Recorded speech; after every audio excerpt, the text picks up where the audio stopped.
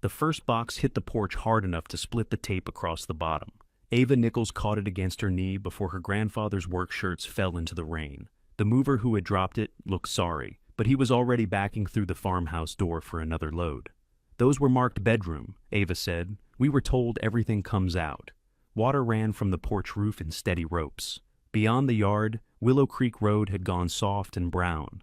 The fields were hidden behind low spring clouds, and the barn looked farther away than it really was. Ava set the box beside the others. There were 11 now, plus 2 kitchen chairs, her mattress, a floor lamp, and the cedar chest William had kept at the foot of his bed. Her Aunt Angela stood inside the screen door, with a dry dish towel over one shoulder. She hadn't been cleaning. The towel was something to hold. "You can't leave those boxes there," Ava said. "The rain's blowing in." Angela looked toward the road instead of at her. "They'll be done soon." "That doesn't answer me." "Ava, please don't make this worse." Mark came through the hallway carrying William's old desk clock. He held it against his chest with both hands. "That's mine," Ava said. Her uncle stopped. "It was in the study. Grandpa gave it to me when I graduated. You don't have anything in writing. He handed it to me in front of both of you." Mark's mouth tightened. He had always done that before, saying something he wanted to sound reasonable. "The estate includes the contents of the house." Angela touched his arm. "Mark, it's a clock. It's listed with the furnishings." "It's a clock," Angela repeated. He looked from his sister to Ava, then placed it on the hall table, not on the porch with Ava's things, just on the table, as if the argument had been postponed. That was the part Ava would remember, not the rain, and not the movers carrying her life through the front door. She would remember that clock sitting behind Mark's elbow, still ticking inside the house where she was no longer allowed to sleep. 3 months earlier, Ava had still believed she would be staying. William Nichols died on a cold December morning, 4 days before Christmas. The snow hadn't started yet, but the ground was iron hard. Ava found him in his bed, with one hand resting on top of the quilt. She knew before she crossed the room. Still, she called his name. She touched his shoulder, then she called again, louder, because knowing a thing and accepting it are 2 different jobs. The ambulance came from Broken Bow. 2 volunteers entered first, carrying black bags and speaking in quiet voices. Ava stood in the kitchen while they worked. William's coffee mug was beside the sink, with a dark line dried around the bottom. His boots were under the coat hooks. One had a broken lace he'd meant to replace. Angela arrived before the ambulance left. She came in wearing a wool coat over gray sweatpants and pulled Ava against her. "Oh, honey," she said. "Oh, Ava." Ava held on because Angela was there, and warm. For a few minutes, that was enough. Mark came half an hour later. He didn't hug anyone. He walked from the kitchen to William's bedroom, asked the ambulance crew 2 questions, then called the funeral home from the mudroom. He had always been the one who knew what form came next. Angela cried into paper towels. Ava sat at the kitchen table, with William's cold coffee near her elbow. Mark found names, phone numbers, and an old insurance folder in the top drawer of the desk. Nobody spoke about the farm that day. For the next week, the farmhouse filled and emptied in waves. Neighbors brought ham, scalloped potatoes, dinner rolls, and more coffee than 3 people could drink. Catherine Mullins came from the next place down Willow Creek Road with a pot of beef stew. She was 71 and had known William longer than Ava had been alive. Catherine didn't tell Ava everything would be all right. She took off her gloves, washed the dishes, and put the clean plates where they belonged. At the funeral, Ava sat between Angela and Angela's grown daughter, Gabrielle. Mark sat on Angela's other side. When the minister talked about William's loyalty to family and land, Mark nodded once. Ava stared at her grandfather's hands in the photograph near the flowers. The picture had been taken by the barn. William was holding a fence staple between 2 thick fingers and squinting into the sun. Nolan Sherman stood near the back of the church. Ava hadn't seen him in more than a year.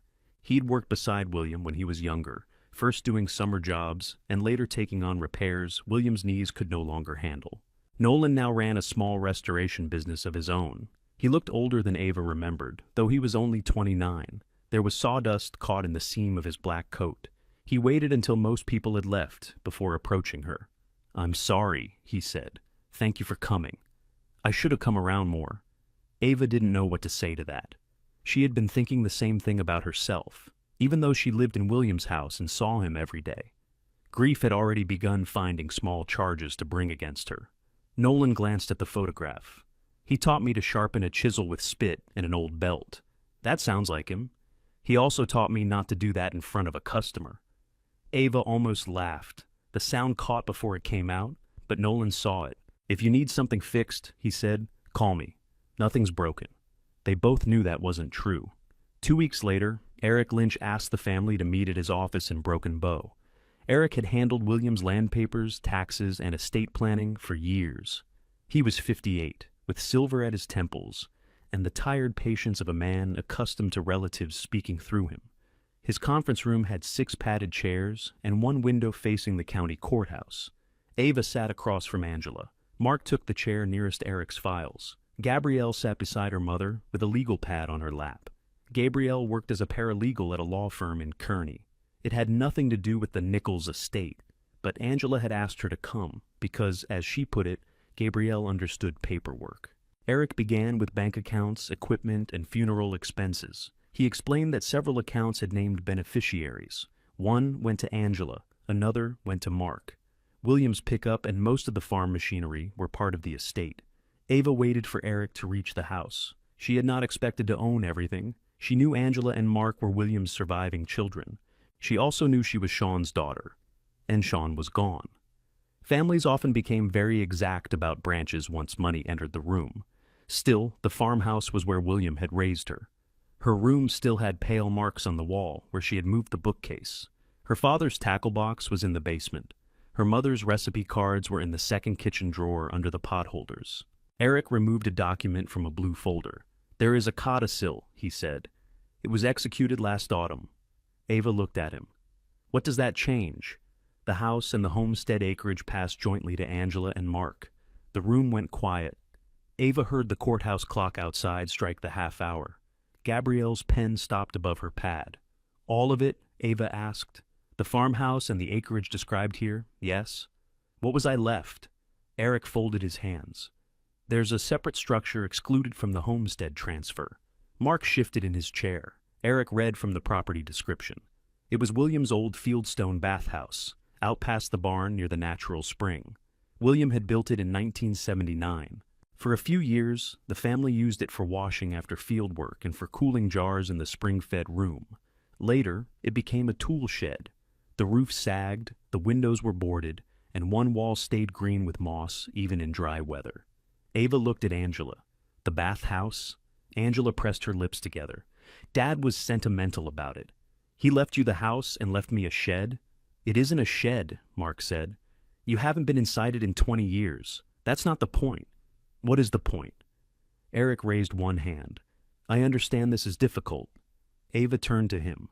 Did Grandpa tell you he wanted this? Eric took a breath before answering. I received the codicil with the required signatures. The terms are clear. That isn't what I asked. No, he said. William did not discuss the change with me personally. Ava felt something cold settle beneath her ribs. Who brought it to you? Mark answered before Eric could. I did. Angela's eyes moved toward him. Mark had been helping William after his health declined. He handled bills, appointments, and farm paperwork under a power of attorney. Ava knew that. She had been grateful for it. Mark drove William to appointments when she couldn't leave work. He spoke to insurance companies. He sat through long calls about prescriptions and equipment repairs. Now he rested both hands on the conference table. Dad made a decision, he said. You don't have to like it. When did he sign this? Last fall. He could barely hold a fork last fall. He had good days. Ava remembered those days. William sometimes knew the weather before looking outside.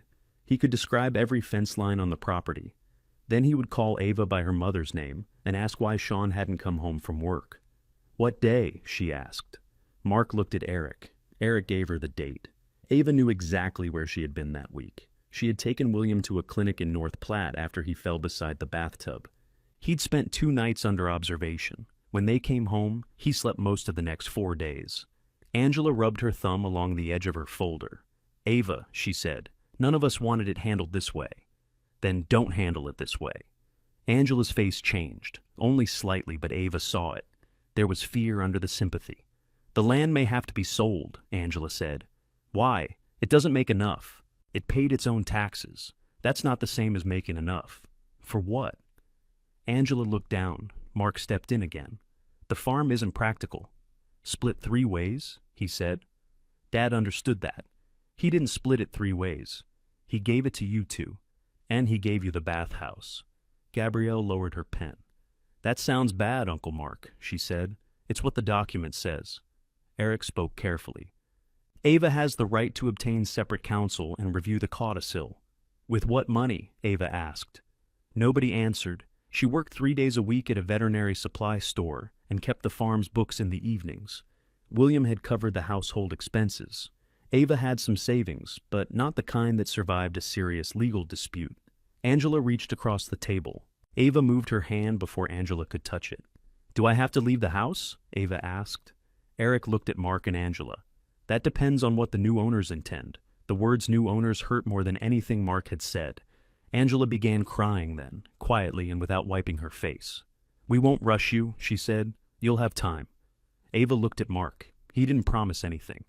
After the meeting, Gabrielle followed Ava into the parking lot. The wind pushed dry snow across the pavement in thin white streams.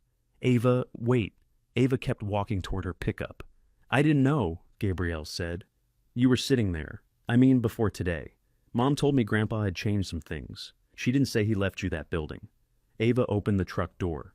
Would it have mattered? Yes. What would you have done? Gabrielle's mouth opened, then closed. That answer was honest enough. The promised time lasted less than 3 months. Angela and Mark accepted an early proposal from a developer who wanted the acreage for a larger agricultural deal. Mark called it an inquiry. Then an appraisal crew walked the fields. A week later, orange survey flags appeared near the south fence. Ava objected. Mark told her she was not an owner. She asked Eric Lynch for a copy of the codicil. He provided it. She read William's signature until the shape stopped looking like his name. The codicil gave her the bathhouse and a narrow access strip from the road. It said nothing about electricity, plumbing, or use of the barn. The boundary ran so close around the building that she could stand on her own property and nearly touch land belonging to Angela and Mark. At the end of March, Mark sent written notice giving her 10 days to vacate the farmhouse. Angela called the next evening. I argued for more time, she said. How much more? That's not fair. It's a number. Mark says the place has to be cleared before the next inspection. So you argued, and he won. We own it together. Then say no. Angela was silent. Ava stood at William's kitchen sink, looking out toward the barn. Rain tapped against the window. I can help you find an apartment, Angela said. I have the bathhouse. That isn't livable. It was good enough to leave me. That's not what I meant. Ava waited. Angela finally said, You know your grandfather loved you. Do I? The silence after that lasted longer. On eviction morning, the rain came down hard before sunrise. The movers arrived at 8. Mark met them at the door with a printed list. Ava had already packed what she could, but she wasn't finished. They carried out the rest anyway. Angela showed up at 9 with coffee and dry towels. Gabrielle didn't come. Ava didn't know whether that was kindness or cowardice. By 10, the porch was crowded. Ava carried her grandfather's shirts across the yard herself. The grass soaked through her shoes before she reached the barn. Beyond it, the bathhouse crouched near a line of cottonwoods. It was smaller than she remembered. Fieldstones formed the lower walls, with weathered boards above them. One corner of the roof had sunk. The wooden door dragged through mud when she forced it open. The smell inside was wet lime, rust, and old leaves. William's broken tools still hung from nails. A narrow bench leaned beneath the boarded window. The concrete floor had cracked in several places, and water pushed through one seam in a thin, muddy ribbon. Ava set the box on the bench. The roof leaked near the back wall. She moved a rusted bucket under the drip. The bucket had a split in the bottom, so the water ran straight through it. For the first time that morning, Ava laughed. It wasn't because anything was funny. She stood in the leaking ruin, soaked to the skin, laughing until she had to sit down. Then the floor shifted under her left boot. Ava froze. There was a low grinding sound beneath the concrete. Muddy water bubbled through the crack. Runoff from the hill had reached the old spring channel below the slab, washing soil away, grain by grain. She stepped toward the door. The center section of floor dropped with a flat, heavy crack. Ava grabbed the bench as concrete folded into darkness. Water rushed through the opening, carrying dirt and broken stone. One piece struck something hollow below. The sound was wrong. Not earth, not bedrock. Ava crouched near the edge once the movement stopped. Beneath the broken slab was a shallow chamber lined with fitted stones. Those stones were clean behind the dirt, and their edges met too neatly to be part of the spring channel. William had built that chamber. Ava found an old garden rake and pulled loose pieces away. At the far side, wedged above the running water, lay a rectangular bundle wrapped in dark oilcloth. She reached down until her shoulder pressed against the broken floor. Her fingers closed around the bundle. It was heavier than she expected. Outside, a mover called her name. Ava didn't answer. She sat on the damp bench and peeled back the oilcloth. Inside was a deed, yellowed but dry, bearing William Nichols' name. The property description meant nothing to her at first. Then she read the location. Merritt Reservoir, Cherry County. A cottage purchased in 1994. Ava read the page twice. She had never heard William mention a cottage. Angela and Mark had never mentioned one either. Behind the deed was a small piece of paper folded once. The handwriting was William's, strong and square, from years before his hands began to shake. Ava opened it. The cottage keeps what the house couldn't. She looked at the broken floor, then toward the open door and the farmhouse beyond the rain. Whatever William had hidden, he had expected someone to come looking. She folded the note and slid it behind the deed. The mover called again. "Miss Nichols, I'm here. We've got a cedar chest. Where do you want it?" Ava looked around the bathhouse. The bench was wet. The back corner leaked. Half the floor was unsafe. "Leave it by the door. Don't bring it inside." He appeared through the rain with the other mover behind him. They set the chest on 2 pieces of scrap wood. The younger man looked past Ava at the hole. "Did that just happen?" "Yes." "You need somebody to check that. The whole slab might go." "I know." He waited, perhaps expecting her to leave with them. Ava tucked the oilcloth bundle inside her jacket. "Anything else?" she asked. "Mattress and 2 chairs.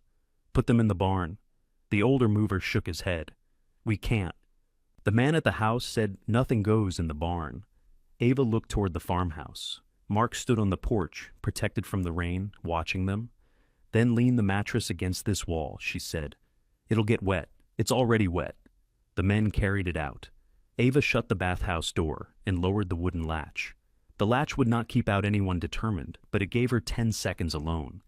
She unwrapped the deed again. William's name appeared as the buyer. The seller was a couple Ava didn't know. The description named a lot near Merritt Reservoir and included a cabin, access road, and shoreline easement. A filing stamp showed the deed had been recorded in Cherry County. Ava knew enough from keeping William's farm books to understand a deed wasn't always the last word. Property could be sold, transferred, placed in a company, or lost for unpaid taxes. The paper proved William had bought the cottage. It did not prove what had happened since. She took pictures of every page with her phone. Then she photographed the note, the oilcloth, the stone chamber, and the broken floor. That was the first decision she made. She would not carry one fragile copy of anything and trust the family to leave her alone. Her second decision came when Mark knocked. "Ava, open the door." She put the papers inside her shirt, beneath her sweater. Then she lifted the latch. Mark stepped back when he saw the damage. "What happened?" The floor gave way. He leaned toward the opening. "Did you fall?" "No." "Angela," he called. "Come look at this." Ava moved between him and the broken slab. "You don't need to come in." Mark stared at her. "The building could be unstable." "It's mine." "That doesn't mean you know what you're doing. It means you ask before entering." The rain shone on his jacket. He looked over her shoulder again. "What's under there? An old spring channel? Then the county may not approve it for occupancy. I haven't asked the county. You can't sleep in here." Ava almost said that he should have considered that before putting her out. She didn't. Mark already knew what he had done. Giving him better words for it would change nothing. Angela crossed the grass beneath a large umbrella. Her good shoes sank into the mud. "Oh my God," she said when she reached the door. "Ava, you can't stay here." "There's a motel in town," Mark said. "You should go tonight. Are you paying? We can discuss expenses later." "That means no." Angela looked at the cedar chest, the soaked mattress, and the box of William's shirts. Shame passed across her face. It didn't make her act. You can stay with me for a few nights, she said. Mark turned toward her. Angela noticed. What? Nothing? Ava noticed too. Mark did not want her alone with Angela. Thank you, Ava said, but I'm staying here. In that? Angela asked. In what Grandpa left me. Ava, please. You wanted the house cleared. It's cleared. Mark walked around the outside corner, inspecting the fieldstone wall. Ava followed him. He pressed one boot against the base as if testing it. Don't do that, she said. I'm checking for movement. On my building. You need to stop saying it like that. Like what? Like we stole something. Angela closed her eyes. Ava felt the hidden papers against her ribs. For one dangerous moment, she wanted to pull out the deed and watch Mark's expression change. That desire warned her to keep quiet. She did not know what the cottage was. She didn't know if William still owned it, or if it was a rotten cabin with back taxes larger than its value. Mark knew how to move paperwork. Angela needed the farm sold badly enough to turn Ava into a problem. Showing them a mystery before Ava understood, it would only give them a head start. I need a tarp, Ava said. Mark glanced at her, thrown by the change. What? For the roof. I also need the key to the access gate. The gate is part of the homestead. The access strip runs from the road to this building. There's no separate gate in the description. There's one road, Mark. He looked toward the farmhouse. Ava took out her phone. Should I call Eric and ask him how I'm supposed to reach my property? No need for that, Angela said quickly. Give her the key. Mark took a key ring from his pocket. He removed one brass key and handed it over. It opens the side gate only, he said. It does not give you access to the barn or house. I understand. And don't move the survey flags. I understand that too. His eyes stayed on her face. Mark knew she was holding something back, but he didn't know what. That uncertainty bothered him more than an argument would have. You should have someone inspect the floor, he said. I will. He and Angela walked back toward the house. Halfway there, Angela turned. Mark said something Ava couldn't hear. Angela faced forward and kept walking. Ava called Nolan. He answered over the whine of a saw. Sherman Restoration. It's Ava. The saw stopped. What happened? She looked at the hole. How soon can you get to Willow Creek Road? I'm in Ansley replacing porch columns. Is it the farmhouse? No. The bathhouse. There was a pause. What did William do now? The question was so natural that Ava's throat tightened. Nolan must have heard it happen because his voice softened. Sorry. The floor collapsed. That isn't something to apologize for. I meant Grandpa did something under it. Nolan moved away from the work noise. What kind of something? A stone compartment. Don't touch anything else. I already did. Of course you did. Is water running through it? Yes. Get out of the building. I'm standing by the door. Outside Ava. She stepped into the rain. I'm outside. I can be there in about an hour. I've got to make the porch safe here first. Bring tarps. I have tarps. And I'm hiring you. You don't know what I charge. I don't want this treated like a favor. Fine. We'll argue about my bill when I get there. He ended the call. Ava spent the next hour moving boxes under the narrow roof overhang. She found 2 plastic storage bins among her things and transferred William's shirts into them. The soaked cardboard sagged apart in her hands. The movers finished before noon. The truck left empty. Mark locked the farmhouse door. Ava stood beside the bathhouse and watched Angela's car follow Mark's pickup down the lane. Neither stopped. When Nolan arrived, he was driving a white work truck with a ladder rack and his business name on the doors. A utility trailer followed behind, carrying lumber meant for someone else's porch. He got out wearing a canvas jacket and a tool belt. You look terrible, he said. So does the building. The building looked terrible 20 years ago. He opened the rear of the truck and handed Ava a rain jacket. I have a coat. You have a sponge with sleeves. She put on the jacket. Nolan walked around the bathhouse before entering. He checked the roofline, pressed a level against the doorframe, and crouched beside the mossy wall. Ava followed while he worked. Foundation hasn't moved, he said. Roof has. Can it be saved? Everything can be saved if you lower your standards far enough. Nolan? Yes. The walls can be saved. I need to see the floor. He stepped inside and shone a work light into the opening. Water still ran below, but not as hard. He lay flat near the edge and studied the fitted stones. William built this, he said. How can you tell? He laid corners like that. Corners look different depending on who builds them. They do when the person refuses to cut a stone unless it insults him first. Ava crouched beside him. Nolan pointed into the cavity. See those two long stones meeting at the back? He called that a farmer's hinge. It isn't a hinge, he just liked making names for things. Did he teach you this? He tried. I told him hidden stone boxes weren't exactly a growth industry. You knew he made hidden compartments? I knew he liked them. Ava turned to him. Where else? Nolan sat up. Not here. Small jobs, a key pocket in a retaining wall, a dry box under a smokehouse step. He said every property needed one place a stranger wouldn't understand. Why? He never gave me the same answer twice. She took out the oilcloth bundle. Nolan stared at it but did not reach for it. That was inside? Yes. What is it? Ava handed him the deed. He read more slowly than she had. His eyes stopped at the date, then moved to the property description. Merritt Reservoir. You ever hear him mention it? No? Could he have bought a cottage without anyone knowing? William could eat half a pie without anyone knowing. I'm serious. So am I. Catherine used to leave pies on his counter. By evening, he'd accuse me of taking them. You probably did. Once. He returned the deed. This filing stamp looks real. I want more than looks. You should. Ava showed him the handwritten note. Nolan read it twice. The cottage keeps what the house couldn't. That's all he left. He expected whoever found this to know there was more. Or he expected them to understand that sentence. Do you? No, then maybe there's more. Ava wrapped the pages again. Nolan set 2 temporary braces across the unsafe section. He drilled them into sound concrete near the walls, then covered the opening with thick plywood. This doesn't make the floor safe, he said. It keeps you from stepping into it by accident. I need to sleep somewhere, not in here. She looked toward the road. Nolan followed her eyes. They really put you out today? Yes. Where's Angela? She offered me her guest room, and you said no. Yes. Good. Ava looked at him. He tightened a screw. That came out wrong. It came out exactly how you meant it. Maybe. But you still can't sleep here. I can't afford a motel until we figure out whether that paper means anything. Nolan stood. You haven't checked. I called you first. That may be the first time anyone has made that mistake deliberately. He took out his phone and searched for the Cherry County Register of Deeds office. It was already past noon.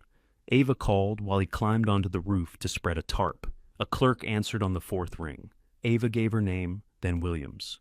She explained that she had found an old deed and wanted to know how to request the current record. The clerk asked for the legal description. Ava read it from the paper. Keys clicked at the other end. I have the recorded deed, the clerk said.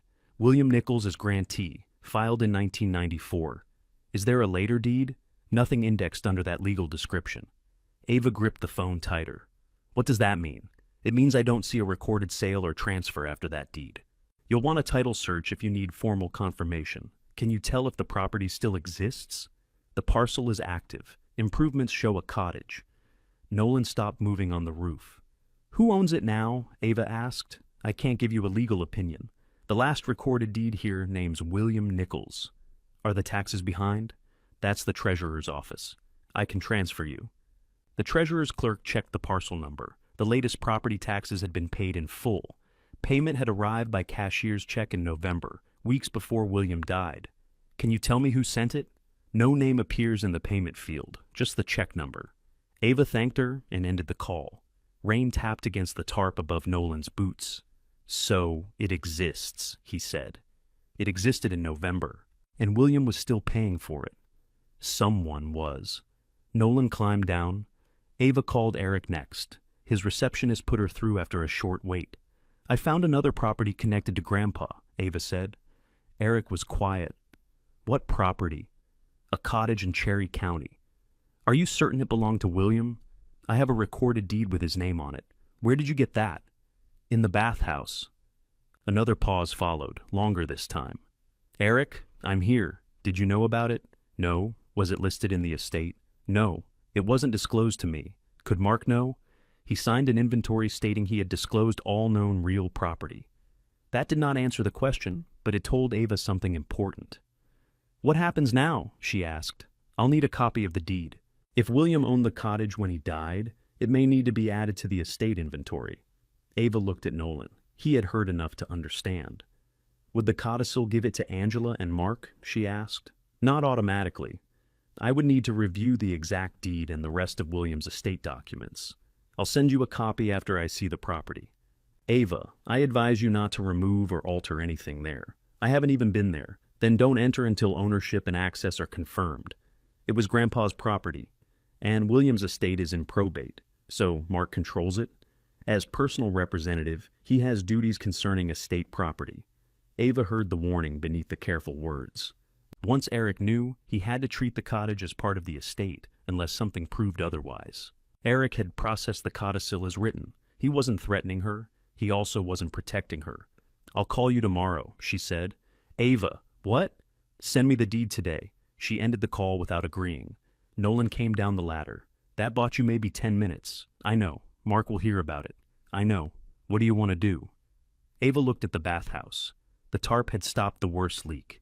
The plywood covered the open cavity. Her boxes sat under plastic, and the narrow access gate stood unlocked behind Nolan's truck. She had spent months waiting for somebody to explain how William could have chosen this for her. Now she had one piece of paper suggesting that he hadn't. I want to go to Cherry County, she said. That's close to 3 hours if the roads behave. Can you take tomorrow off? No. Ava's face fell. Nolan pulled out his phone. I can move the porch job to Friday if I finish bracing it tonight. My customer will be annoyed. She'll live. I'll pay for gas. You're paying for my time, remember? I remember. And tonight you're staying at my shop. There's an apartment above it. I'm not taking your apartment. I don't live there. I use it when winter roads are bad. I can stay here. You don't have a bathroom? It's called a bathhouse. It has not earned that name in several decades. Ava looked through the open door. Water dripped into the broken bucket. Fine, she said. One night. Nolan packed his tools. Before they left, Ava returned to the cedar chest. She lifted the lid and placed the original deed inside William's old metal cash box. She locked it and carried the cash box to Nolan's truck. You're not leaving it here? He asked. Not anymore. As they drove toward Broken Bow, Ava's phone rang. Mark's name appeared on the screen. She let it ring until it stopped. A message came through a few seconds later. Eric says you found a document. Call me now. Ava read it, then turned the phone face down on her knee. For the first time since William's death, Mark wanted something she had. She didn't yet know what the cottage kept, but she had decided who would see it first. She answered him 6 miles later. Nolan kept his eyes on the road. The rain had eased, but water stood in the low spots. What did Eric tell you? Mark asked. That Grandpa owned a cottage. What document did you find? A deed. I need it. You need a copy? I need the original. Why? Because I'm responsible for estate property. Ava watched wet fence posts past the window. You said everything Grandpa owned was already listed. Apparently he failed to disclose something. To you, to everyone. You're sure about that? Mark breathed into the phone. Where are you? In a truck. Don't be difficult. I don't know what you want me to say. I want you to bring me the deed. I also want you to stay off that property until I know what we're dealing with. You didn't know it existed an hour ago. That doesn't change my authority. Ava rested her hand on the cash box between her boots. Did Grandpa ever talk about Merritt Reservoir? No. The answer came quickly. That made it no less believable. Mark sounded irritated, but he also sounded surprised. Did Angela know? Ava asked. No. Did you ask her? She's here. A muffled exchange followed. Angela came onto the line. Ava, where did you find this thing? In the bathhouse floor. What do you mean in the floor? There was a compartment under the slab. Angela said nothing. Ava could picture her standing in William's kitchen, one hand pressed against the counter. Did Dad put it there? Angela asked. I think so. Why would he do that? That's what I'm trying to find out, Mark's voice returned. You are not going to Cherry County. Ava almost smiled. You don't get to decide where I go. I decide who enters estate property. If it is estate property. It belonged to Dad. So did the bathhouse. And now it belongs to me. This is not the time to play games. No, it isn't. Mark lowered his voice. If you remove anything from that cottage, you could create a serious problem for yourself. That landed where he wanted it to. Ava did not know enough about probate to tell an empty warning from a useful one. I'm not removing anything, she said. Send Eric the deed. I'll send him photographs. The original, Ava. You'll get photographs. She ended the call. Nolan glanced at her. He'll probably tell Eric you refused. I did refuse. Just making sure you know. I know. She did not feel bold. She felt tired and underprepared. Mark had spent years making official calls for William. He knew which office to contact and which words made people cautious. Ava had one hidden deed, a wet mattress, and a borrowed rain jacket. Nolan turned into Broken Bow and drove behind a brick storefront near the edge of town. His shop occupied an old farm supply warehouse. Tall windows faced the street. The apartment above it had one narrow bedroom, a kitchen with mismatched cabinets, and clean sheets folded on a chair. Ava carried the cash box upstairs. You have food? Nolan asked. Do crackers count? Only if there's cheese. There isn't. He took 2 frozen dinners from the shop freezer. They ate at a small table while rain ticked against the window. Nolan spread a road map beside his plate. His phone had directions, but he said signal west of Valentine could be unreliable around the reservoir. Do you have an exact address? He asked. Just the legal description. That won't get us to a driveway. Ava searched the county parcel site. An aerial image showed a small roof among trees near the water. The access road branched twice and ended before reaching the parcel. There's no road name. There will be a fire number somewhere, if the sign is still standing. Nolan ate another bite, then frowned at the map. What? Ava asked. William used to take fishing trips up there. He told me he went to Calamus, usually, not always. You just said he never mentioned Merritt? He never mentioned owning anything there? But he came back from Cherry County with a stringer full of walleye one summer. Who went with him? Nolan leaned back, thinking. Catherine. Ava called her. Catherine answered with the television playing behind her. You're not sleeping in that bathhouse. Did Nolan call you? He didn't have to. Angela did. Ava looked across the table. Nolan raised both hands. What did she tell you? Ava asked. That you found papers and ran off with a carpenter. I didn't run off with him. I know that. Angela was upset. She put me out this morning. She was upset about that too. Not enough to stop it. Catherine turned down the television. Where are you? At Nolan's shop. Good. The apartment upstairs is clean. You knew about it? I helped him paint it, Nolan mouthed. Ask her. Ava did. Did you ever go fishing with Grandpa at Merritt Reservoir? The silence changed. Catherine didn't ask why. Yes, she said. Did he have a cottage there? He had a place. You knew? I knew he used one. I didn't know how he held it, and I didn't ask. Why didn't you ever tell me? It was William's place to tell you. He's dead. I'm aware. Ava stood and walked to the window. The shop yard below shone under the streetlight. I found the deed under the bathhouse floor. Catherine took that in without speaking. There was a note with it, Ava continued. It said, the cottage keeps what the house couldn't. Those exact words? Yes. Catherine let out a slow breath. I'm coming with you tomorrow, she said. You don't have to. I didn't say I had to. It's 3 hours each way, closer to 3.5, if Nolan drives like he has sense. Nolan heard that. I'm right here, Catherine. Then you heard me. Do you know how to get there? Ava asked. I know where William turned off. The rest may have changed. Do you have a key? I might. That was all Catherine would say. She arrived at the shop before 7 the next morning with a canvas bag, a thermos, and a ring of keys large enough to belong to a school custodian. The rain had stopped overnight. Clouds still covered the sky, and the air smelled like thawed soil. Catherine handed Ava a travel mug. Coffee, thank you. Did you send Eric the deed? Pictures? And Mark? Nothing. Good. Ava looked at her. Catherine opened the rear door of Nolan's truck. I didn't say hide it forever, she said. I said good. They drove north through the sand hills. The country opened around them, pale grass folded over low rises, cattle gathered near windbreaks, wet roads cutting straight toward the horizon. Catherine sat behind Ava and gave directions from memory. For the first hour, she spoke about ordinary things. A culvert had washed out near her north pasture. Her kitchen faucet needed a washer. Nolan promised to look at it, and she told him that promise was already 4 months old. Ava waited until they passed Thetford. When did you last go to the cottage? She asked. About 2 years ago. With Grandpa? Yes. Why? He wanted the porch checked. He didn't trust himself on a ladder anymore. Why did he take you instead of Mark? He didn't take me. I drove him. That isn't what I meant. Catherine looked out the window. Ava turned in her seat. You know something. I know many things. Most are dull. Not this? No? Nolan kept driving. Catherine rubbed one thumb over the handle of her bag. William asked me not to discuss the cottage unless he brought you there himself. He never did. I know. Why would he ask that? He said there were family matters he needed to put right. When? The last time we went? 2 years ago? Near enough? Ava faced forward again. William's health had already been declining. He still walked the farm every morning, but he needed a cane on uneven ground. Ava had asked him more than once whether his papers were in order. He always said Eric knew where everything was. Eric had not known about the cottage. What family matters? Ava asked. He didn't explain.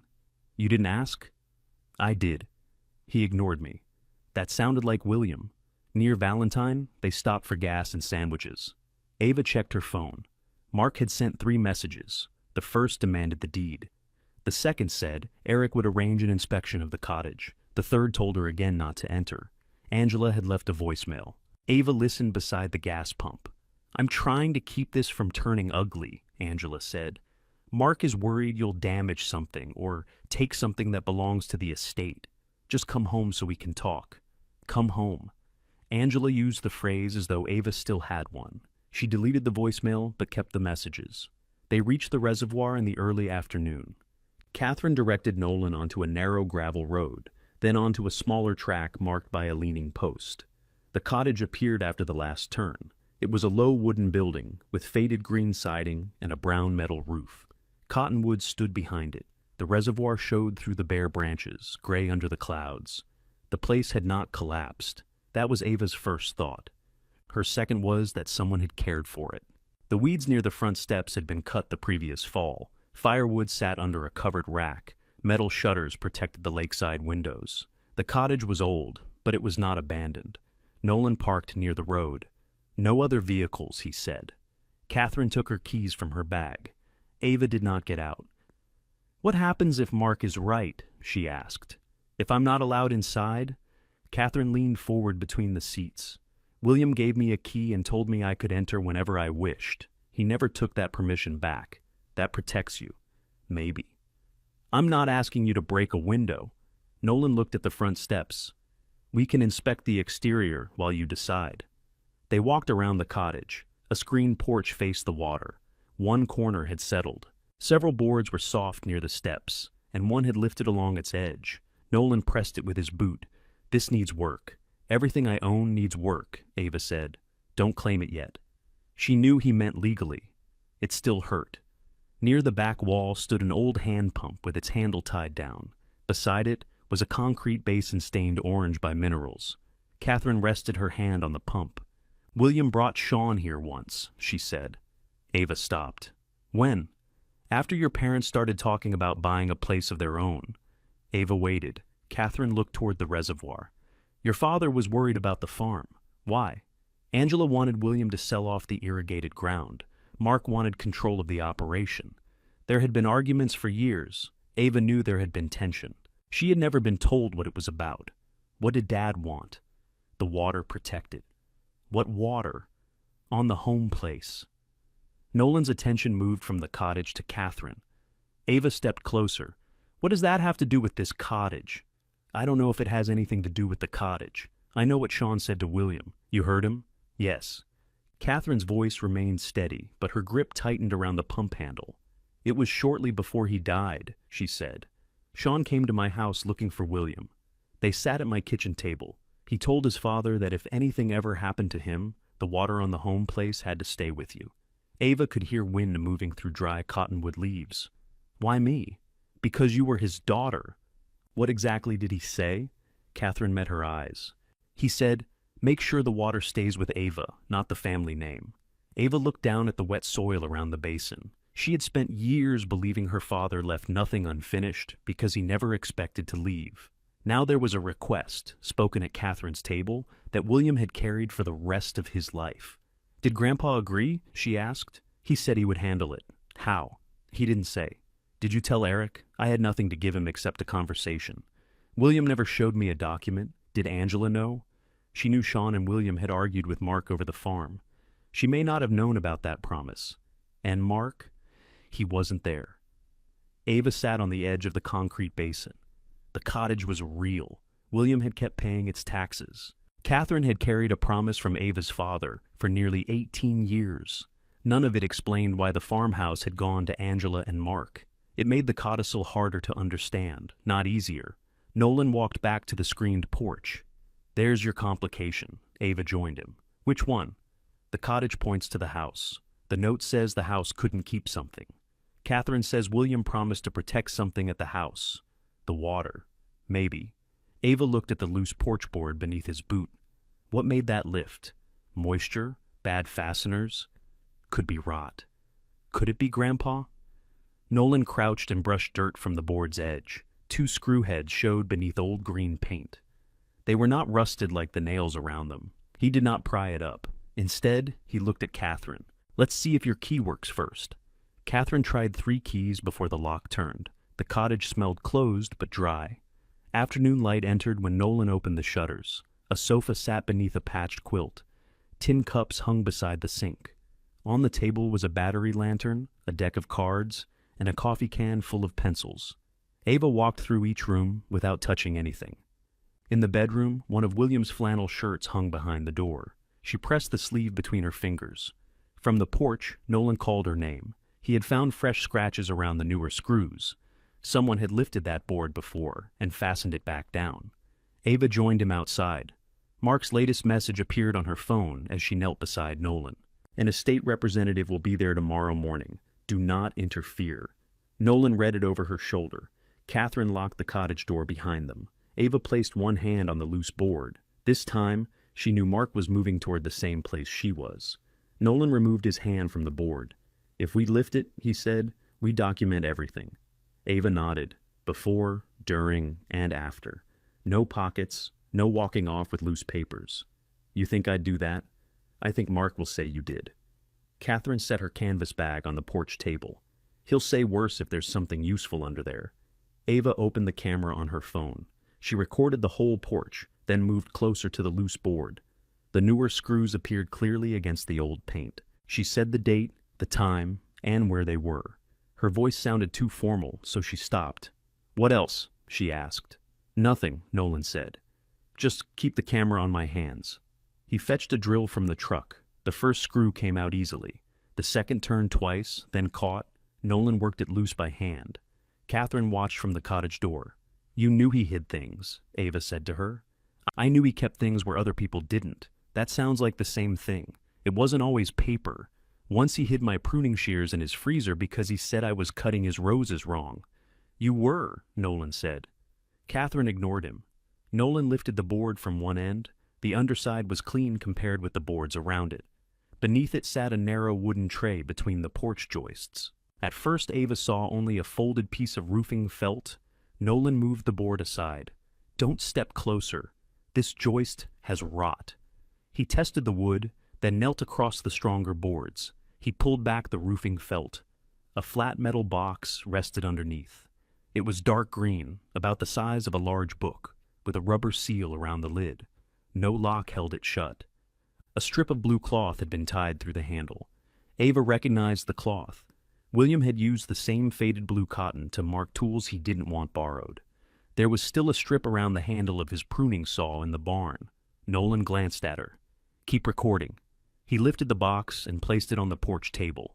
Water had marked the outside, but the seal held. Catherine found a clean dish towel in the kitchen and wiped away the dirt. Do you want to open it? Nolan asked.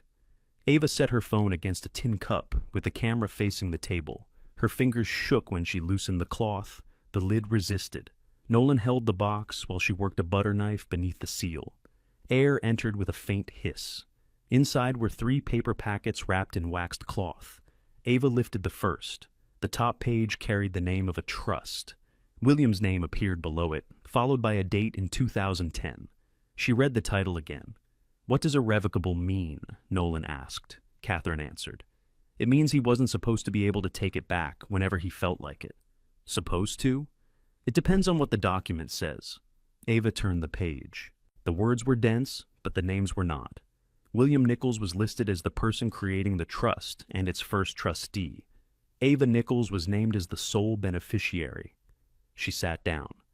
Nolan reached toward the papers, then stopped before touching them. Ava, I'm reading. Her eyes moved too fast. She made herself begin again. The trust described the homestead acreage on Willow Creek Road. A schedule attached at the back listed the farmhouse, outbuildings, natural spring, access rights, and all water interests connected to the land. There was no mention of Angela, no mention of Mark. Under the successor provisions, Ava became trustee after William's death, provided she was legally competent and willing to serve. Nolan leaned over the opposite side of the table. Does that say what I think it says? I don't know. It says your name. I can see that. Catherine pulled out a chair and sat beside her. Read the property schedule out loud. Ava did. Her voice failed on the word sole beneficiary. She cleared her throat and continued. The second packet contained a deed transferring the homestead from William personally to William as trustee of the Nichols Homestead Trust. A county recording stamp appeared on the first page. The date was 2 weeks after the trust had been signed. Ava looked toward the water. He didn't own the farm personally, she said. Catherine remained careful. The trust may have owned it. Then how could he leave it to Angela and Mark? He couldn't, Nolan said.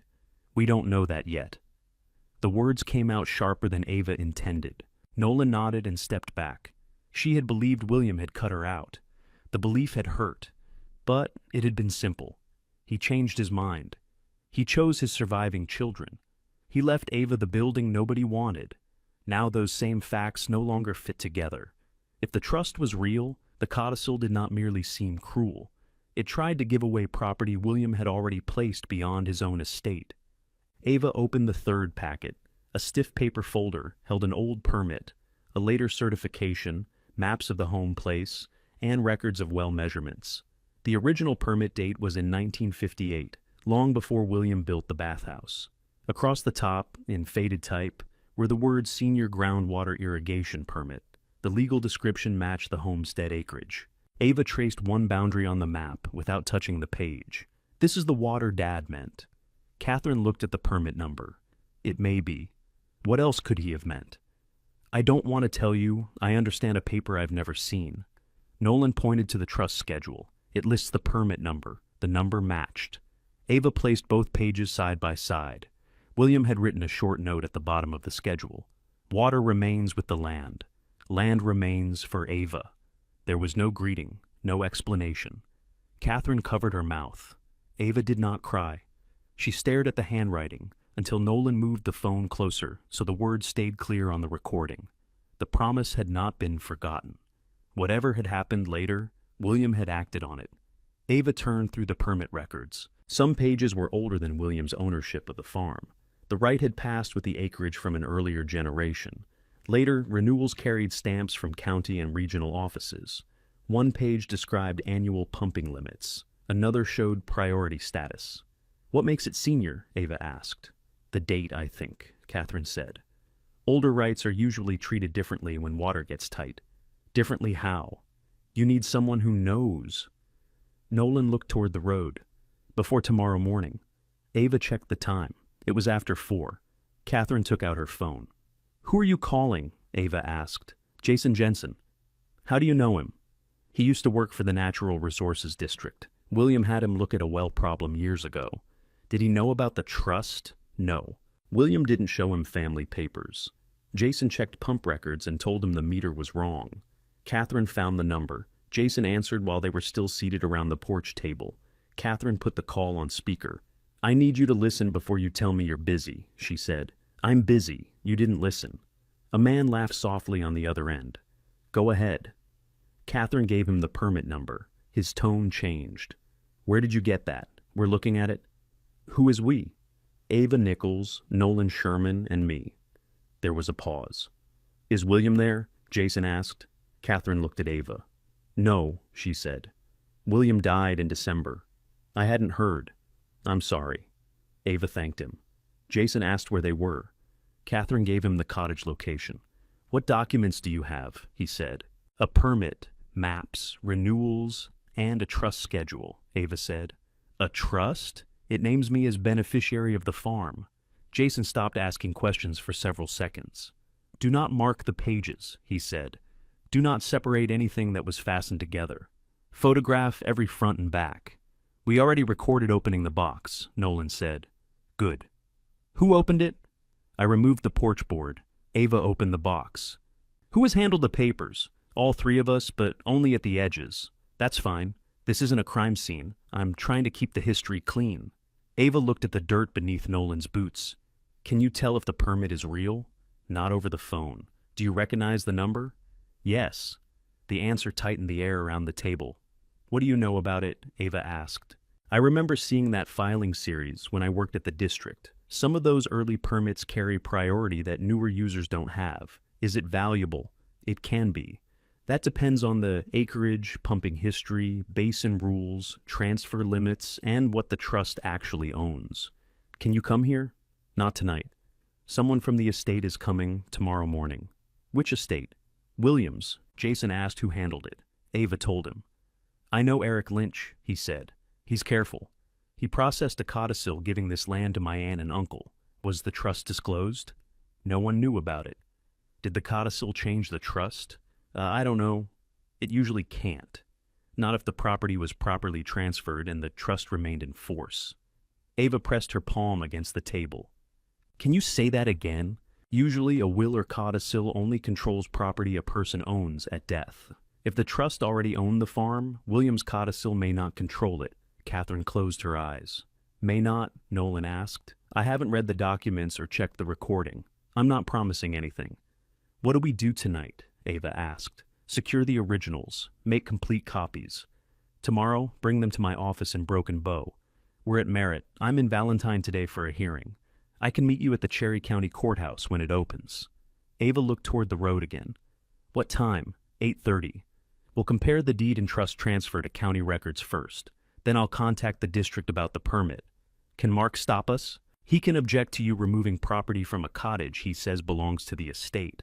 That doesn't mean he gets to take personal possession of documents naming you as trustee. What if his representative arrives first? Who is the representative? He didn't say? Then don't guess. Lock the cottage. Keep the box with you. Send Eric an email tonight stating what was found, where it was found, and who witnessed it. He told me to send the deed yesterday. Send copies of everything now. Keeping him informed helps you. Ava did not want to hand Mark a map of what she had found. Jason seemed to understand her silence. Eric represents the estate, he said. He does not represent Mark's personal wishes. Give him a chance to do his job. Will he tell Mark? Probably. Mark is the personal representative, so Mark will know before we verify anything. Yes. Ava looked at William's note on the trust schedule. Water remains with the land. Land remains for Ava. All right, she said. After the call, they copied every page using the scanner app on Nolan's phone. Catherine checked the image count against the originals. Ava emailed the files to herself, Nolan and Jason. Then she wrote to Eric. She kept it plain.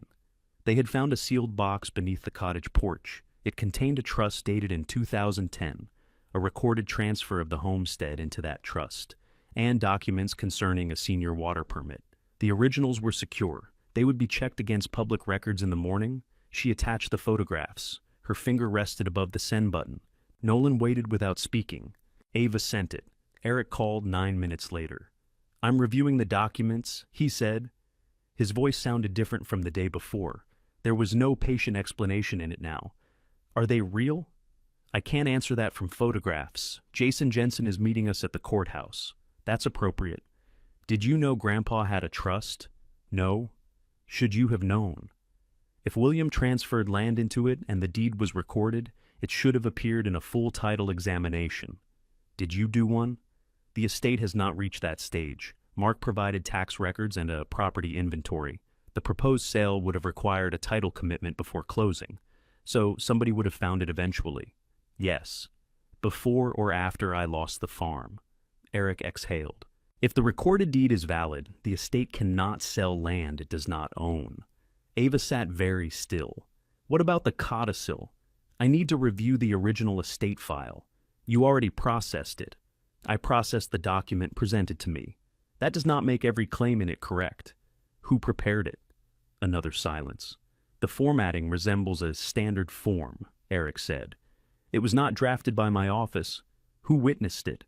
2 names appear on the page, along with a notarization. Do you know them? I'm going to examine that tomorrow. The answer gave Ava one more thing she had not known to question. When did you last speak to Grandpa? She asked. Several months before his death. Before the codicil? Yes. Was he changing his estate plan? Not with me. Eric's voice softened, but only slightly. Ava, listen carefully. Do not surrender those originals to Angela or Mark. Bring them to Jason. After he makes copies, place them somewhere secure. I will ask Mark's representative not to enter the cottage until we understand ownership. Ask? I'll put it in writing. Who is the representative? Mark himself. Ava stood. He's coming here? He told me he intended to inspect newly discovered estate property. He said a representative. I can't explain his wording. A vehicle moved along the distant access road. Nolan stepped to the porch rail. It was a dark pickup, but it continued past the turn. Eric was still speaking. Do not confront him alone. I'm not alone. Good. Be at the courthouse in the morning. I'll contact you after I pull the original file. The call ended. Catherine made sandwiches from what she had packed. Nobody ate much. They replaced the papers inside the metal box, but Ava kept the box with her. Nolan fastened the porch board loosely so the opening would not be obvious from the road. He photographed that too. As evening settled over the reservoir, the 3 of them sat inside with the shutters closed and one lamp burning. Ava read the trust from beginning to end. The legal words still resisted her. The plain parts did not. William had not left her a leaking bathhouse because it was all she deserved. He had left it because the deed inside pointed here. The cottage was never the inheritance. It was where he had hidden the proof that the house already belonged to her. That made her angrier than the codicil had. The codicil had told her William rejected her. The trust showed someone else had tried to speak with his voice. Ava slept for less than an hour on the cottage sofa. Nolan took the first watch near the window. Catherine took the second, though nobody had asked either of them to keep watch. At 6:20, tires rolled over the gravel. Nolan opened the shutter an inch. It's Mark. A second vehicle followed his pickup. Angela, Ava said. Catherine poured the old coffee down the sink. They came together, but they couldn't stand to ride together. Mark knocked once and tried the door. Catherine held it closed. I have permission to enter this property, she called. From a dead man, Mark said. His permission lasted longer than your manners. Ava put the green metal box on the table. Hiding it now would make everything harder to explain later. Let them in, she said. Nolan turned on his phone camera before Catherine opened the door. Mark entered first. Angela followed with her purse tucked beneath one arm. She looked as if she had dressed in the dark. Her blouse was wrinkled, and yesterday's makeup remained beneath her eyes. Mark saw the metal box. I'll take that. No, Ava said. You removed it from estate property. I removed it from a compartment under the porch. Everything has been photographed. I saw your email. Then you know the trust names me. I know a set of papers appeared after Dad died.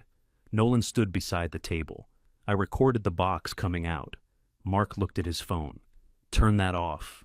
No, this is a private family matter. I'm here as Ava's contractor and a witness. You were hired to fix a shed. The shed led here. Angela moved closer to the box, but did not touch it.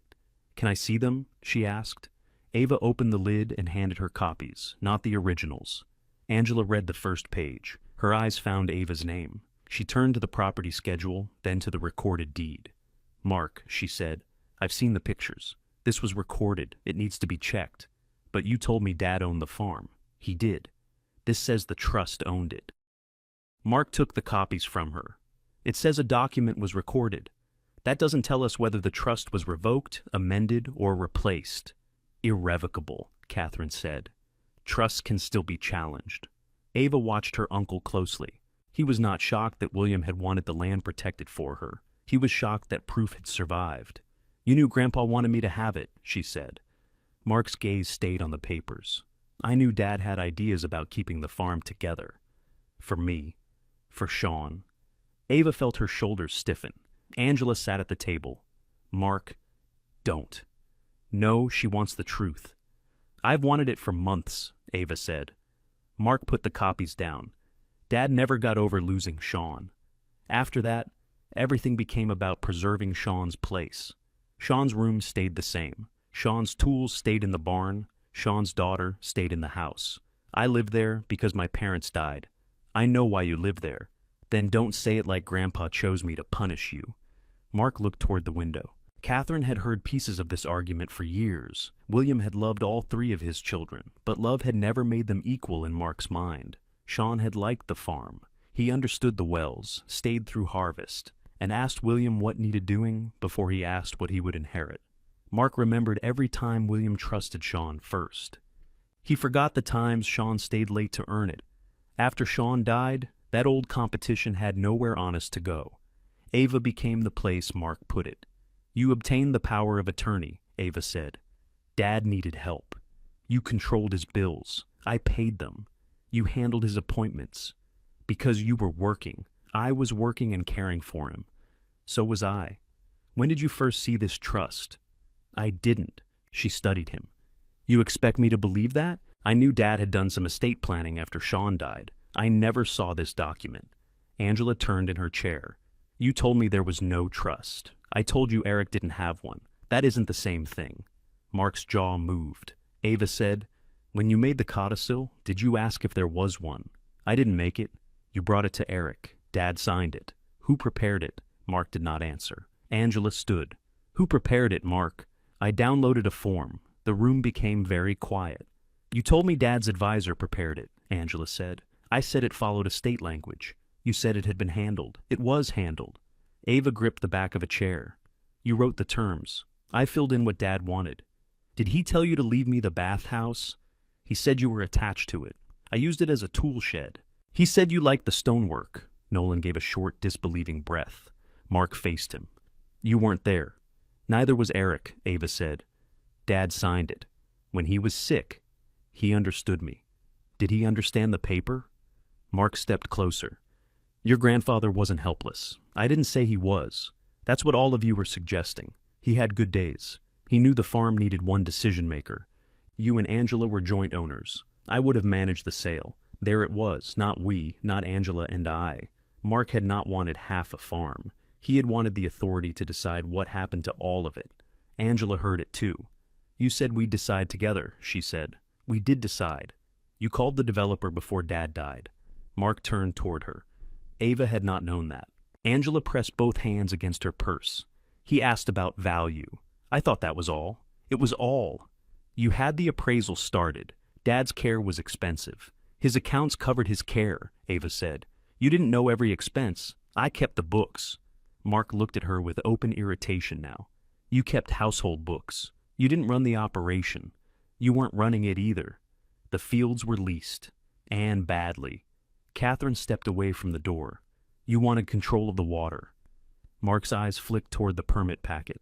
He had not known the documents were hidden here. He had known the land had water. Everyone in the family knew the irrigated acres mattered. What he had not known was how William had protected them, or what the old priority might be worth. I wanted control of the farm, he said. For what? Ava asked. To stop Dad from making everything about Sean's line. The answer did not sound planned. Mark looked almost relieved after saying it. Angela sank back into the chair. Ava saw the whole shape then. Mark had handled William's papers because someone had needed to. Over time, needing access became believing he deserved authority. He found no trust in Eric's file, so he treated that absence as permission. He downloaded the codicil, filled in the terms he believed corrected William's favoritism, and placed it before a sick man. Whether William understood what he signed remained unanswered. Why Mark had done it did not. You weren't protecting the farm, Ava said. You were correcting Grandpa. He was wrong. That wasn't your decision. Someone had to make one. Angela began gathering the copies. Ava stopped her. Why did you agree? Angela lined the pages twice. I believed William had signed it. That isn't what I asked. Ava, not here. Where? The house you put me out of? Angela closed her eyes. Mark said, leave her alone. Ava turned on him. You don't get to protect her from the question. Angela placed the papers on the table. I need the sale, she said. Why? I'm behind. On what? Everything. The word came out quietly. Angela had refinanced her house, then used credit cards to cover ordinary bills. She had borrowed again when the payments grew. Nobody had forced her to do it, and no single disaster explained it. She had spent years keeping up the appearance that her life was stable. By the time William's health failed, she owed more than she could manage. The developer offered enough, Angela said. My share would clear the loans and leave something. So you let Mark put me out. I thought Dad had made the decision. You wanted to think that.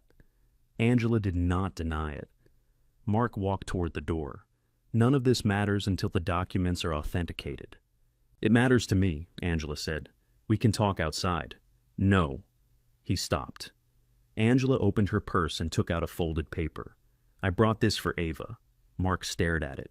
You didn't tell me that. I didn't need your permission. She placed the paper on the table. It was a typed offer to buy the Bathhouse parcel and the Merritt Cottage from Ava for $15,000. The offer said ownership disputes would be resolved by the buyers. It required Ava to transfer any interest she held in both properties and turn over all related documents. Ava read it slowly. You wrote this last night? I had Gabrielle help with the format. Does she know what it's for? She knows I wanted a simple offer. Does she know about the trust? She saw the email after you sent it. Mark took the offer from the table.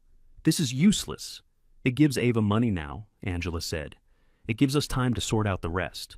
It gives you the box, Ava said. Angela looked at her. You could get an apartment, replace what was ruined in the rain. With $15,000, I give you the bathhouse, the cottage, and every document. You don't even know what the cottage is worth. Neither do you. It needs repairs. The bathhouse is nearly falling down. Then why buy them? Angela had no answer that could survive being spoken. Ava folded the offer and returned it. No.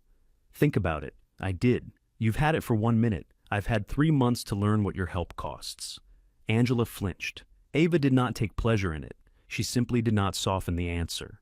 Mark opened the door. We're done. No, Ava said. You're done entering this cottage. He turned back. If the trust is valid, I'm the trustee. If it isn't, Eric told you not to enter until ownership is clear. Either way, you leave now. You can't order me off family property. Nolan held up his phone. She just did. Catherine opened the screen door wider. Angela left first. Mark stayed long enough to look at the green box, the room, and Ava. You think a hidden paper makes you ready to run that place? He asked. No. The answer caught him. Ava continued. I think it means Grandpa didn't give it to you. Mark walked out. They watched both vehicles turn onto the gravel road. Ava's hands began shaking only after they were gone. Nolan closed the door. Catherine put fresh coffee in front of her. At 8, they packed the metal box in a dry tool case and left for the courthouse. Ava carried Angela's unsigned offer in her bag. It was not proof of fraud. It did prove that before anyone had confirmed the trust, Angela was already willing to pay for the right to make it disappear. Jason was waiting beside the records counter when they arrived. He wore a brown suit, work boots, and a tie that had been knotted before sunrise. He shook Ava's hand, greeted Catherine, then asked Nolan to keep recording while they opened the tool case. The clerk gave them a side table. Jason examined the trust page by page. He checked signatures, dates, staples, recording stamps, and the embossed seal on the trustee's deed. He spent the longest time on the property schedule. Nothing obvious is missing, he said. Is that good? Ava asked. It's better than something obvious being missing. He compared the cottage deed to the county index. The property had remained under William's name since 1994. There were no recorded mortgages, tax liens, or later transfers. The cottage entered his estate when he died, Jason said. Unless another document directs it somewhere, the trust doesn't list it. No. It appears he owned this one personally. So, who owns it now? Eric will need to examine the will. The cottage may pass under a general clause, but the deed proves William owned it, and the access rights are intact. Ava looked at the green box. Then Mark may control it as personal representative. For now, he may have duties over it. That does not give him the right to destroy or conceal documents found there. Jason requested certified copies of the cottage deed and tax record. Ava paid the clerk with her debit card. It was the first money she had spent on the inheritance itself. The receipt was small enough to lose in her pocket, so Catherine put it inside a sandwich bag. They left for Broken Bow before 10. Jason drove separately. He spent much of the trip calling the Custer County Register of Deeds, the Natural Resources District, and Eric Lynch. When they reached his office, a certified image of the homestead transfer was waiting in his secure email. His office occupied the second floor above an insurance agency. Maps covered one wall. They showed wells, streams, district lines, and blocks of irrigated land in different colors. Ava placed William's recorded trustee's deed beside the county copy. The page numbers matched, so did the filing stamp and legal description. Jason checked the trust registration and leaned back. This transfer was properly recorded in 2010, he said. The homestead went into the trust. Ava held the edge of the desk. Can the codicil take it out? Not by itself. Can Mark sell it? Not through William's probate estate. The estate doesn't own it. Nolan let out the breath he had been holding. Catherine asked, what could still go wrong? A court could find the trust invalid. Someone could claim William lacked capacity when he created it. Someone could challenge the transfer. But it was made 15 years before the codicil, and the deed has been public that entire time. Grandpa was fine then, Ava said. His condition in 2010 will still need support if it's challenged. For now, the record favors the trust. Jason turned to the successor trustee page. This gives you authority after William's death. You'll need to sign an acceptance and obtain a certification of trust. That shorter certificate lets banks, agencies, and other parties deal with you without receiving every private page. I can do that today?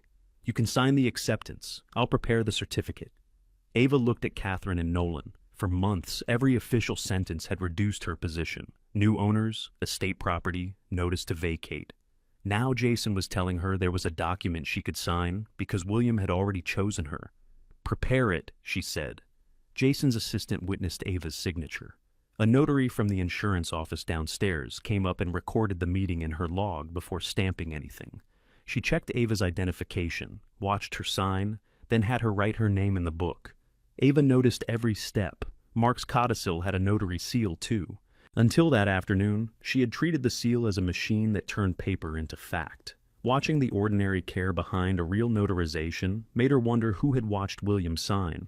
Jason handed her the completed acceptance. You are acting trustee as of today, he said.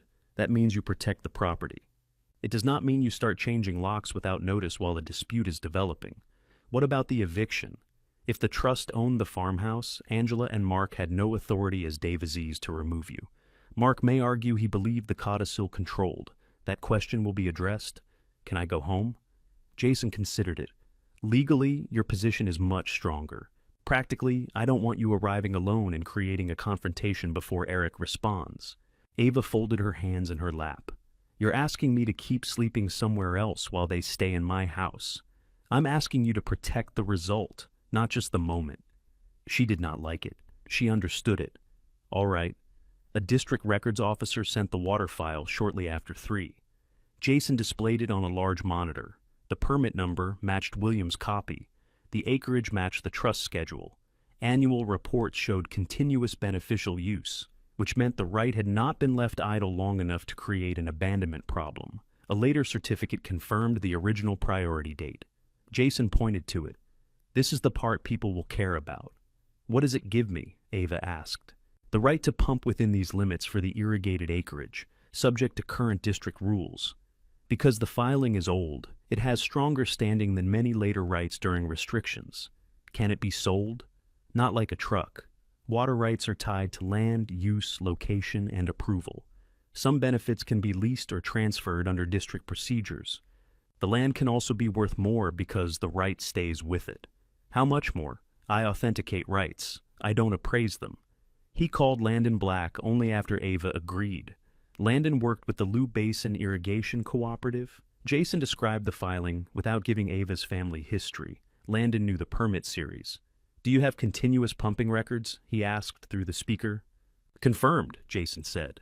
Any abandonment findings? None. Same acreage as the original? Yes. Landon asked for a private review of the records. Ava authorized Jason to send them. How soon can you meet? Landon asked. Tomorrow, Ava said. I'll be on Willow Creek Road at 9, Mark called while they were still in Jason's office. Ava let Jason listen. I'm at the farmhouse, Mark said. The locks have been changed. By whom? Me. Ava looked at Jason. Mark continued. Until ownership is settled, nobody enters without my approval. Eric told you the trust owns the farm. Eric told me you found a document that requires review. The county record matches it. I'm not discussing this over the phone. You called me. I'm protecting the property. From its trustee, Mark hung up. Jason wrote down the time and Mark's exact words. Do not go there tonight, he said. Ava stared at the acceptance document in front of her. He changed my locks after learning the house might not be his. Yes. What do I do? Give me until morning. The next day, Landon met them beside the locked gate.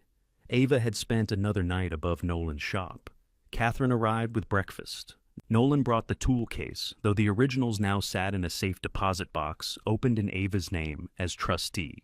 Landon was 38, broad-shouldered and dressed for muddy fields. He carried a tablet and a rolled map. Mark had locked the main drive, but Ava's key still opened the narrow side gate leading to the bathhouse. They walked from there along the boundary. Landon inspected the spring, well locations, meter records, power service, and irrigated ground. He asked Ava how the land had been farmed.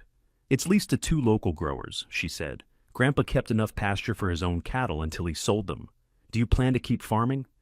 I plan to keep the place. That's a different answer. It's the one I have. They sat inside the bathhouse because Mark would not open the farmhouse. Nolan had shored the damaged slab and covered the roof with a second tarp. Water still ran beneath the cavity, clear now that the rain had passed. Landon spread his map on William's old bench. The cooperative has newer permits and less security during dry years, he said. A senior right like this can support a long-term lease arrangement, if the district approves the use. You want my water. We want part of the available benefit. You keep ownership. We pay for approved access over a fixed term.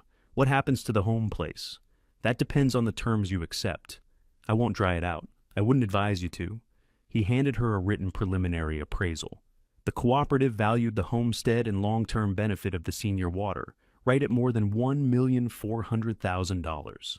The figure assumed continued lawful use and a negotiated lease, not a sale of the farm. Ava read it twice. Angela had offered $15,000 for the bathhouse and cottage together. The developer had treated the homestead as ordinary acreage. Mark had called the permit family property without knowing its priority. This was the first outside professional figure attached to what William protected. Nolan whistled under his breath. Catherine said, Does that number belong to Ava, or is it something your cooperative hopes she'll believe? Landon accepted the question without offense.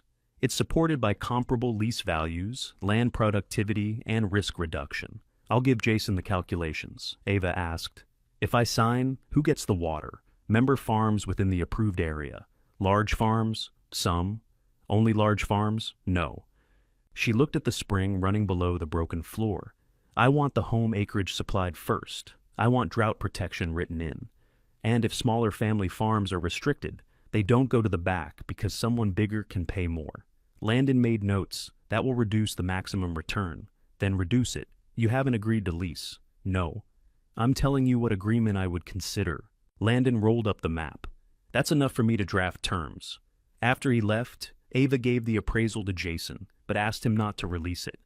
The trust was verified, her authority was signed. The water right was active, senior, and valuable. None of that had yet been presented in a courtroom or offered at a public sale. For the moment, the proof belonged only to the people William had led to it, and Ava intended to keep it secure until Mark had nowhere left to move it. Mark filed his petition before noon. He asked the probate court to approve the developer's contract, confirm his authority over the homestead, and prohibit Ava from entering any building except the bathhouse. He described the trust as an unverified document removed from a cottage belonging to William's estate. The proposed sale would close in 30 days. Jason read the filing at his desk while Ava sat across from him. He knew a title search would find the trust, she said. That's why he's asking the court to decide first. Can he do that? He can ask. Will the developer wait? The contract gives them 30 days to close. Mark is trying to settle ownership inside that window. Ava read the petition again. Mark stated that William had personally directed the codicil. He said William remained competent on the signing date. He also claimed the trust had been abandoned because William continued treating the farm as his own. Grandpa lived there, Ava said. Of course he treated it like his. A trustee can live on trust property. Then why write this? Because Mark needs an argument. Eric called while they were still reviewing it. I did not prepare this petition, he said.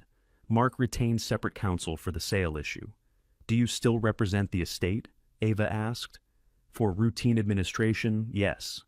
On this dispute, I'm a witness to what was presented to me. Did you tell him the trust record matches?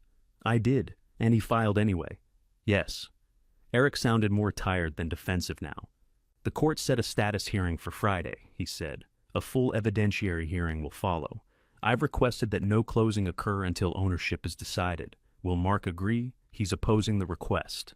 Friday morning, the courthouse hall filled before the doors opened. Most people were there for unrelated matters. A few had heard about the Nichols filing because court records were public. Someone had posted a photograph of the Bathhouse online, taken from Willow Creek Road after the rain. Ava saw it on Gabrielle's phone. Mom hates that picture, Gabrielle said. It's my building. That isn't why she hates it.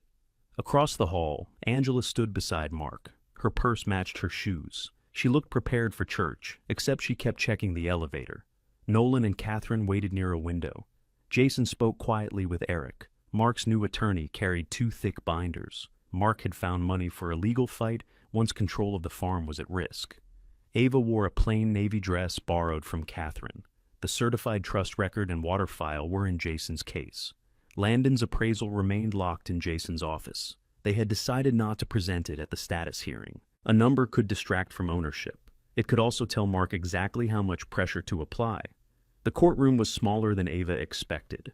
Wooden benches faced a raised desk. The county seal hung on the wall. Nobody whispered once the judge entered. Mark's attorney spoke first.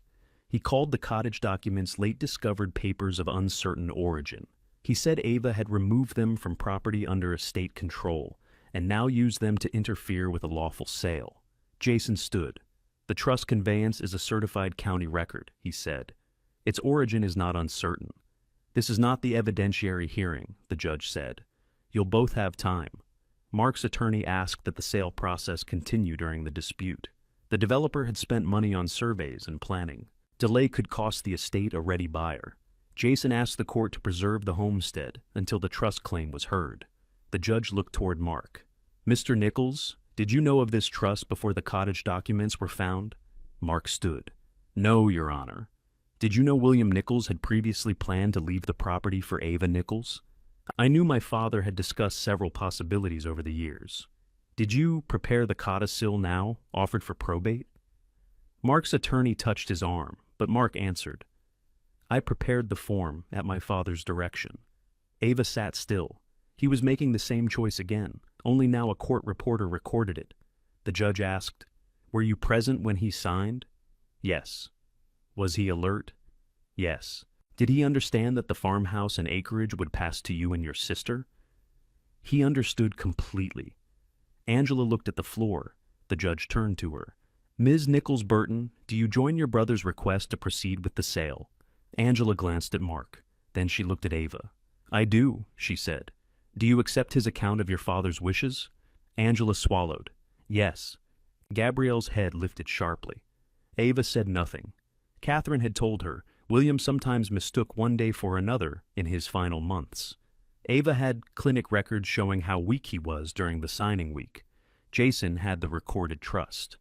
None of that was presented yet. Mark believed the hearing was about speed. He wanted the court to see confidence, agreement, and a clean family decision challenged by a disappointed granddaughter. Ava let him finish building that picture. Mark's attorney asked for authority to continue surveys, title work, and sale preparation. He also asked the court to keep Ava out of the farmhouse and barn. She has already removed documents, he said. We cannot know what other estate records she might disturb. Ava leaned toward Jason. The records are mine. I know. He's using the lock change against me. I know. Jason rose when it was his turn. Ava will respect temporary access limits if the records are preserved, he said. We request that no party remove, destroy, alter, or relocate documents from the farmhouse, barn, cottage, or bathhouse. Mark's attorney objected to including the bathhouse because it was not estate property. The judge looked at him. Then preserving its contents should not burden your client. The order was entered. Sale preparation could continue, but no deed could be delivered before the evidentiary hearing. The hearing was set 2 days before the proposed closing. That left 28 days. Outside the courtroom, Mark spoke to a reporter near the courthouse steps. Ava could not hear every word, but she heard him say William's wishes were clear. Angela tried to leave through the side entrance. Gabrielle followed her. Mom. Not here? You told the judge Grandpa understood everything. He did. You weren't there when he signed. Mark was. That's not what the judge asked. Angela stopped near the stairwell. Whose side are you on? Gabrielle looked toward Ava, then back at her mother. I thought I was helping you file what Grandpa decided. That is what you're doing. Did you know Uncle Mark downloaded the form? Angela's face tightened. This isn't the place. You keep saying that.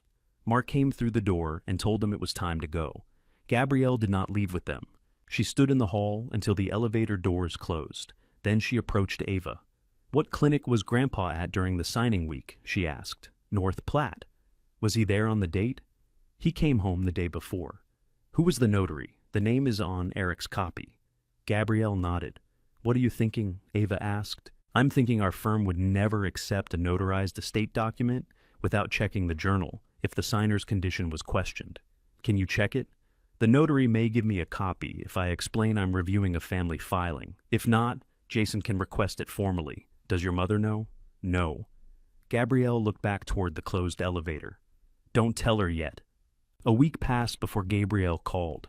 During that week, Mark used every part of the court's order that favored him. Survey crews returned. A soil testing truck parked near the south field. He installed new locks on the barn and posted a notice beside the main gate stating that entry required permission from the personal representative. He could not remove records, but he could block Ava from reaching them. Angela went to Catherine's house on a Sunday afternoon. Ava learned about it that evening while helping Nolan replace rotted boards along the bathhouse roofline. She wanted me to clarify my memory, Catherine said. Clarify how? She asked whether Sean might have said the water should stay with the family, not with you. That isn't what he said, I know. What did you tell her? That my hearing was excellent that year. Nolan passed Ava another roofing screw. Did she threaten you? He asked. No. She cried. Catherine held the ladder steady. She said Mark would blame her if the sale failed. She said she'd lose her house if she couldn't clear her debts. Ava tightened the screw until the washer flattened. Did she ask you to lie? She asked me to remember something more convenient. That was close enough. Gabrielle arrived after dark 2 days later. She parked beside Nolan's truck and crossed the grass carrying a large envelope. Angela's car was not with her. Ava met her at the bathhouse door. You shouldn't leave your lights on, Gabrielle said. They can see this place from the farmhouse. Mark isn't staying there. He was tonight. Nolan lowered the plywood cover over the floor cavity. Catherine stood from the bench. Gabrielle handed the envelope to Ava. Inside was a scanned page from a notary journal. The entries covered the entire week around the codicil date. Each meeting listed a signer, identification method, document type, time, and signature. William's name did not appear. Ava checked the date again. Could there be another book? She asked. I asked. There isn't. Did the notary remember Grandpa? Gabrielle shook her head. She wouldn't discuss memory. She only confirmed the log is complete. Does Mom know you have this? No. Did Mark? No. Gabrielle looked around the bathhouse as if the stone walls might answer for her.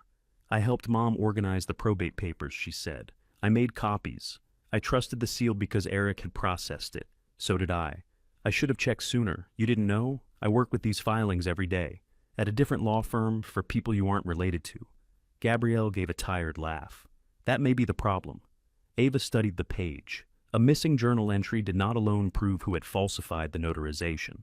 It did prove that Mark's sworn account had a hole in it. He had just told the judge William signed a properly witnessed document while fully aware of its meaning. Why bring it to me? Ava asked. Gabrielle looked toward the dark farmhouse. Because he made Mom stand beside him and call it Dad's decision. Then he stood in court and made it sound clean. Your mother still joined the sale. I know. There was no request for forgiveness in Gabrielle's face. That made Ava more willing to believe her. Jason came to the bathhouse within half an hour. Eric arrived shortly after him.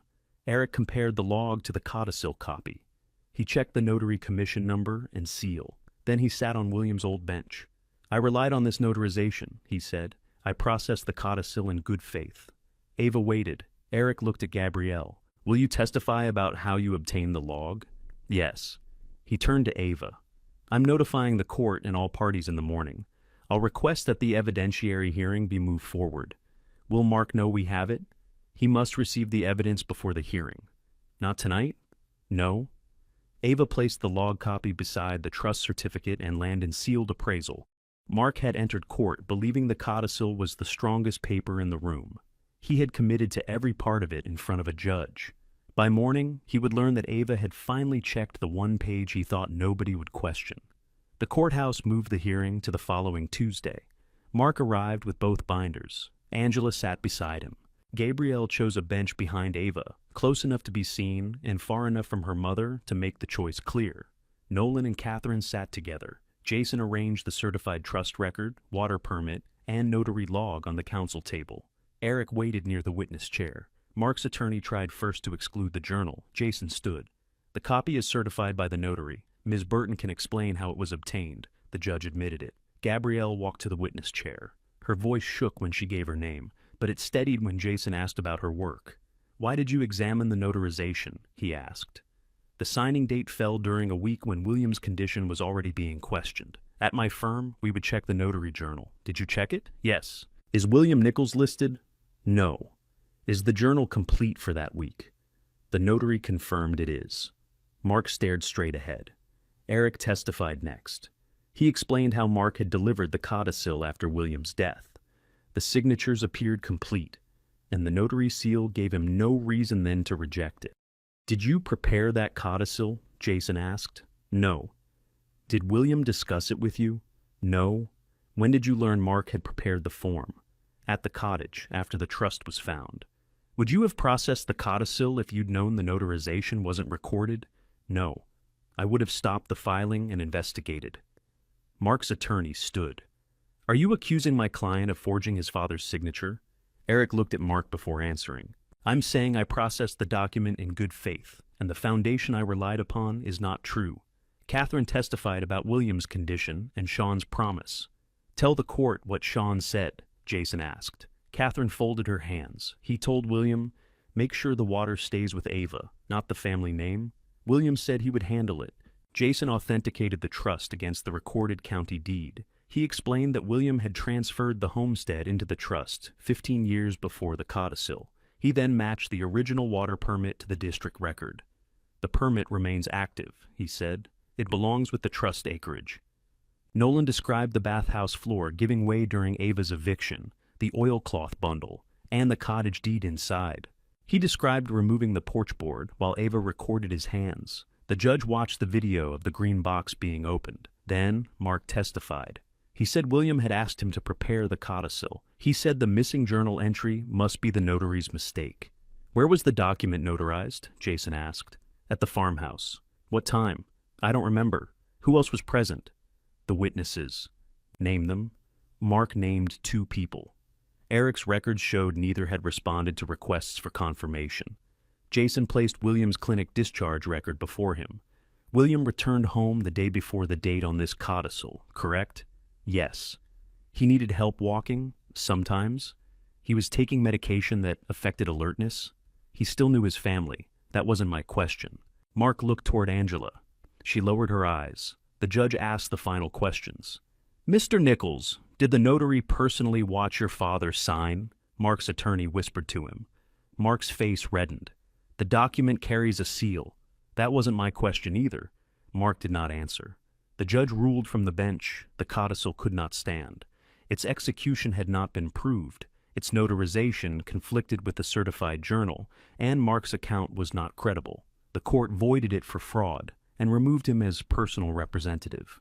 The recorded trust remained valid. Ava was confirmed as trustee and sole beneficiary of the homestead, including the farmhouse, acreage, spring, and senior water right. Eric then produced William's earlier will. Its unchanged residue clause directed property not otherwise listed into the trust. The Merritt cottage therefore passed to the trust as well. The developer's sale was denied. Angela began crying before the judge finished.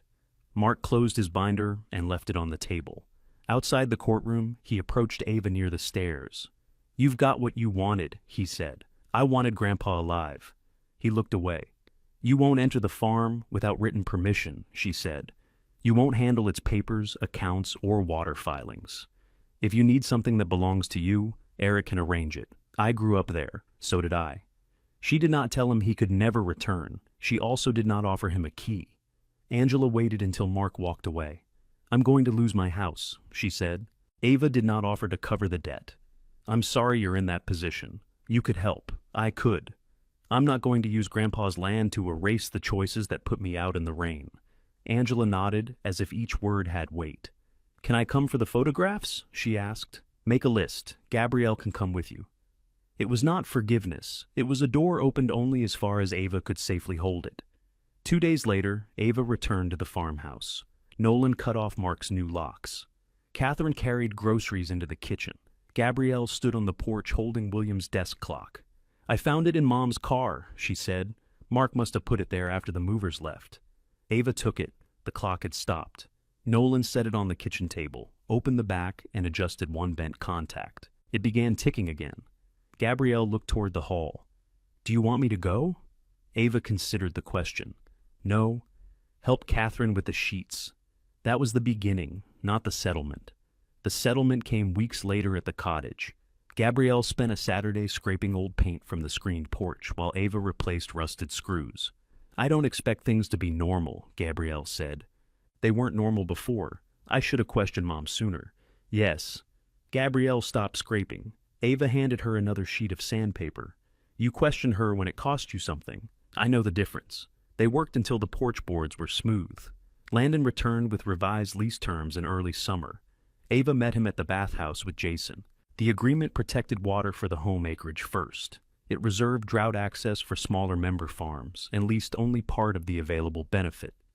The return was lower than Landon's first maximum figure, but it repaired the farmhouse, funded the land, and kept the water attached to its purpose. Ava signed as trustee. Then the work became visible. Nolan rebuilt the bathhouse roof, while Ava cleaned each fieldstone with a stiff brush. They preserved the opened cavity beneath a fitted glass panel. The cottage deed stayed in the bank, but a copy rested inside with William's handwritten note. Catherine brought the old pruning saw with its strip of blue cloth. They hung it above the bench. At Merritt Reservoir, Ava and Gabrielle replaced the porch board with a small hinge panel. The green box went back beneath it, empty now except for copies and a list of where the originals were secured. The cottage received new screens, safe wiring, and a repaired pump. It remained a place for quiet weekends, fishing, and the family conversations William had postponed too long. By autumn, the farmhouse windows opened without sticking. The kitchen faucet no longer dripped. Nolan repaired the cedar chest, and Ava returned William's shirts to the bedroom closet. If stories about young people rebuilding a life after family betrayal matter to you, subscribe and return for the next inheritance story. On the first cold evening of the season, Ava walked from the bathhouse with wet mud on her boots. Clear spring water moved beneath the glass floor, steady over the stones William had fitted by hand. Catherine's truck stood beside the barn. Nolan's tools were spread across the porch. Gabrielle was inside setting bowls on the kitchen table. Ava opened the farmhouse door without knocking. William's clock ticked in the hall, warm light filled the windows, and Willow Creek Road led all the way home.